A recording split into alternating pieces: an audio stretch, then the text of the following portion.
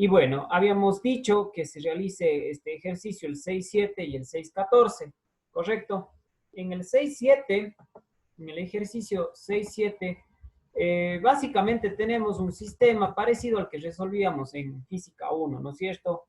Con dos bloques conectados por poleas y con un cordón ligero. Cuando normalmente nos hacen eso, hacen la relevancia de que se desprecia la masa y la fricción del cordón.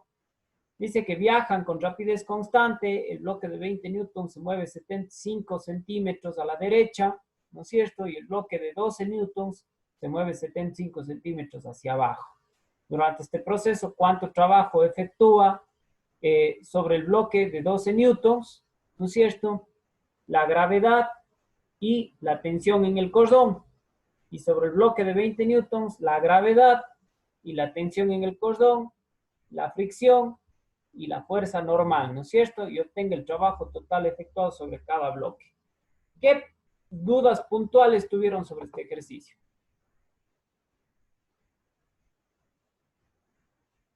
¿O este sí lo pudieron resolver sin inconvenientes? A la caída. Claro, a ver. Porque existen fuerzas contrarias al movimiento, al desplazamiento, perdón. Muy bien, muy bien. Todas esas nociones, la verdad, están muy bien concebidas. La resistencia del aire, muchachos, es una fuerza que actúa y que depende de algunos factores. Primero, siempre es contraria al movimiento, lógicamente, ¿no es cierto? En este caso, como hablamos de una sandía, que es lo que plantea el ejercicio 6-14, que está descendiendo, ¿no es cierto? Lógicamente, la resistencia es en sentido contrario. Tal cual sucede con la fricción en elementos que están en contacto con alguna superficie, ¿no es cierto? Ahora, la diferencia podríamos decir que radica en que la resistencia del aire va a depender un poco de la geometría de la partícula, del área de contacto y, bueno, de algunos otros factores menos predominantes. Aquí, como ustedes ven, no nos dan datos de cuánto sería dicha resistencia, solo dicen qué pasaría. Entonces, un poco intuyendo, ¿no es cierto? Tal cual ustedes lo han hecho. Si vamos a tener una fuerza contraria al movimiento, esta fuerza, al estar vectorialmente hablando, ¿no es cierto?, contraria, va a generar que tengamos un trabajo negativo. ¿Por qué trabajo negativo? Porque lo que en hipótesis quiere hacer esta fuerza de resistencia es, de alguna manera, evitar el movimiento, ¿no es cierto? Es una fuerza comparada con la fuerza de gravedad que permite que la sandía caiga, es una fuerza muy menor, ¿no es cierto? Pero actúa durante todo el trayecto, durante el mismo trayecto, ¿no es cierto? Por lo tanto, la obtención del valor numérico del trabajo negativo sería multiplicar aquella fuerza, la de la resistencia del aire, por el mismo desplazamiento, ¿no es cierto?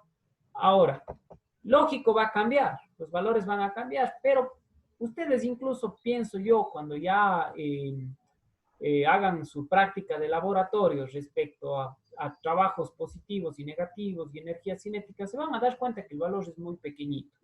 Entonces, ese cambio va a ser, la verdad, se lo puede despreciar. En la práctica, muchas de las veces se desprecia ese tipo de trabajos negativos porque no inciden de una manera muy predominante en lo que sucede en la realidad. Entonces, por eso es que ustedes se habrán fijado que ni siquiera nos dan datos ni nada por el estilo.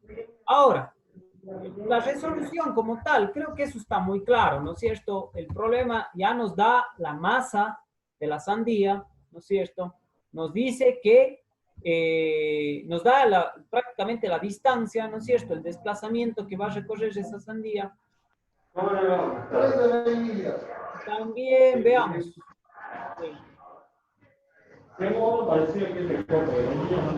Nos dice también que la rapidez inicial es 0, ¿no es cierto? Se deja caer, menciona ahí, ¿no es cierto? Una sandía se deja caer. Las preguntas que nos hacen es calcular el trabajo realizado por la gravedad sobre la sandía durante su desplazamiento desde la azotea hasta el suelo. ¿Qué tendríamos que hacer ahí, muchachos? ¿Qué hacemos en ese literal A? ¿Quién nos comenta? Multiplicar el peso por la distancia, porque tenemos la aceleración de la gravedad. Muy bien, Giovanni. Dice, el peso, Giovanni, va a ser, ¿no es cierto?, la fuerza que actúa sobre la sandía, ¿verdad? Vamos a ver si vamos recreando eso acá. Conforme avancemos en nuestras clases, a lo mejor hagamos una ejecución mucho más directa, pero vale la pena empezar muy contundentes en explicación para que luego no vayan quedando dudas. Aquí podemos recrear la sandía, ¿no es cierto? Ya, esta sandía, si se deja caer, producto de su masa, va a generar esta fuerza hacia abajo, ¿no es cierto? Vamos con un color que sí se pueda ver, aquí. Va a generar esto, ¿no es cierto? Esta fuerza hacia abajo todos conocemos que se obtiene mediante la masa que nos dan como dato por justamente la gravedad. Y esto va a ser igual a el peso de la sandía. Pongámosle W sand de la sandía, ¿no es cierto? Muy bien.